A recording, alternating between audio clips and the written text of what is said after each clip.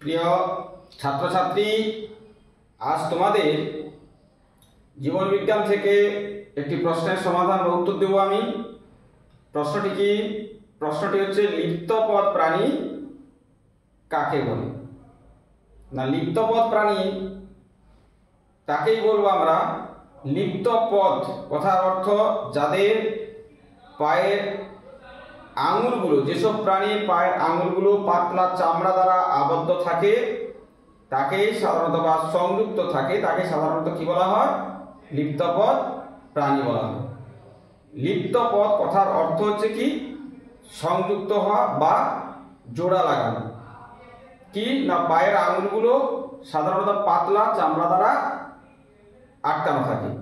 এইরকম বৈশিষ্ট্যযুক্ত প্রাণীদের বলা হয় লিপ্তপদ প্রাণী। যেমন ব্যাঙ, হাঁস, এদের কি পায়ের আঙুলগুলো পাতলা চামড়া দ্বারা আবদ্ধ থাকে বা আটকানো থাকে বা জোড়া লাগানো থাকে। এর একটা সুবিধা কি না, সুবিধা হচ্ছে কি জলে এদের সাঁতার কাটতে খুব সুবিধে হয়। এই হলো লিপ্তপদ প্রাণী। তো তোমাদের যদি বুঝতে কোনো অসুবিধা থাকে তাহলে তোমরা কমেন্ট করবে, নচেত ফলো দিয়ে সাবস্ক্রাইব করে চ্যানেলটা পাশে থাকবে পরের ভিডিও পাওয়ার জন্য।